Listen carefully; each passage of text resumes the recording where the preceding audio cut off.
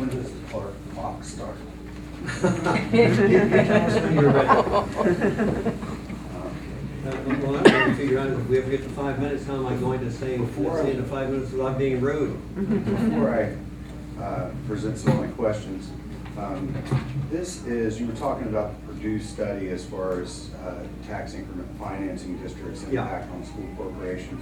I have here a study that was done by the Chief Financial Officer of the Clark County School Corporation in 2019, so it's a little bit more current, speaking to the impact on school districts from his perspective on tax increment financing districts. I would encourage you all, if you have a chance, to take a look at this when you get time. We'll do that. Because his perspective is similar to Mr. Chief Everhart's over there. And then his perspective tends to create a... Yes, sir. Absolutely.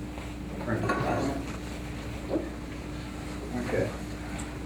So I have 4 questions. I'll try to get through this as quickly as possible. One I can nearly eliminate. So I drove 800 miles to be here this morning, come from the Gulf Coast of Florida, drove overnight, haven't yet slept, and in the wee hours of the morning, I did my best to become informed and an expert on tax increment financing to the best of my ability with respect to within the state of Indiana.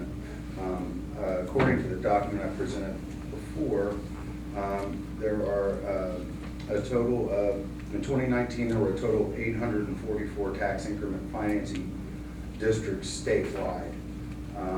The majority of them, 627, are operated by cities and towns, which Bride is not. The remainder, and that occurs in 88 of the 92 counties of the state of Indiana. So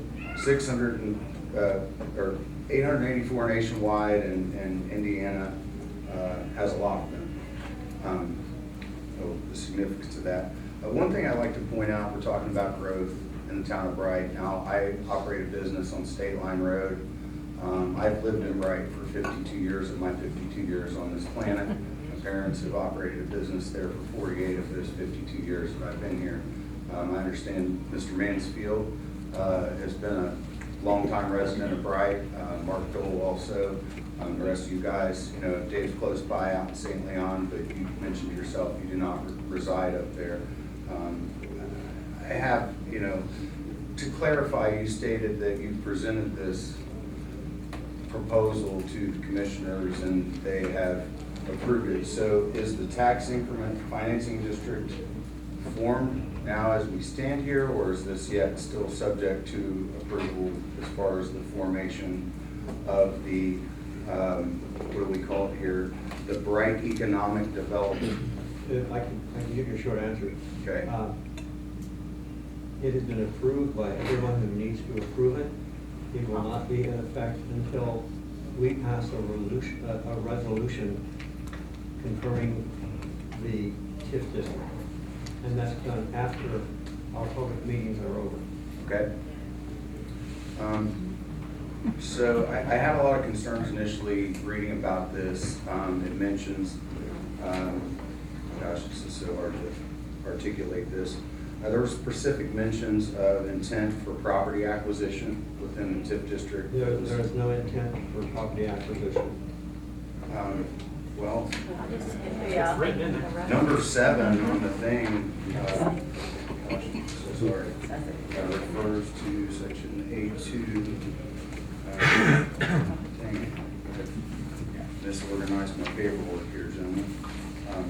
There was a specific statement in the document here that was submitted in July that stated to the contrary of that.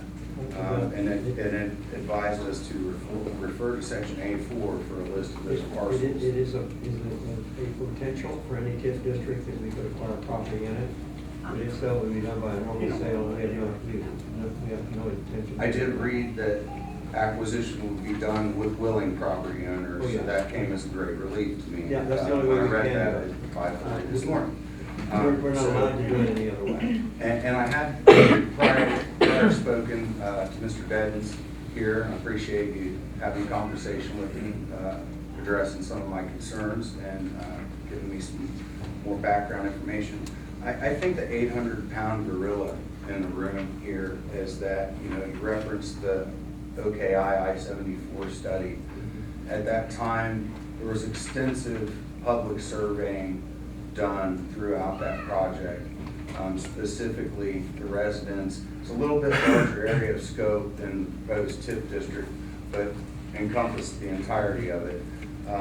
The number one response to those surveys across the board was that the citizens and residents of the area, biggest priority was to maintain and preserve the rural nature of life that they're accustomed to, and the quality of life that they're accustomed to. I think that's part of the great appeal of Bright and why people want to come there.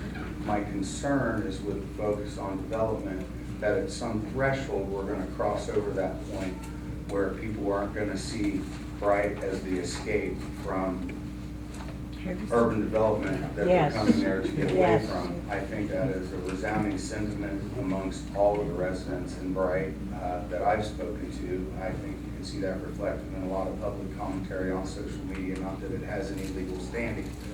The other thing, I don't want to be rude. We've done the 5 minutes. Let me give you a quick response and then maybe somebody else.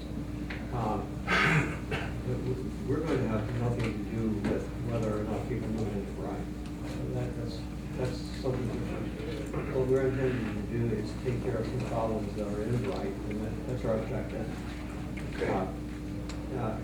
If you have a lot more to say, what I can do is, I really want to give other people the opportunity. How would I take yours and put it at the bottom? Sure. Then if there's a few more things you'd like to say. I'd like to try to find some of my notes here that I was, Well, that's fine. I've You got do kind that. of disorganized here, but If you think it's necessary, we can get you back up here again. okay, appreciate that. Thank you for your time. Thanks, Brian.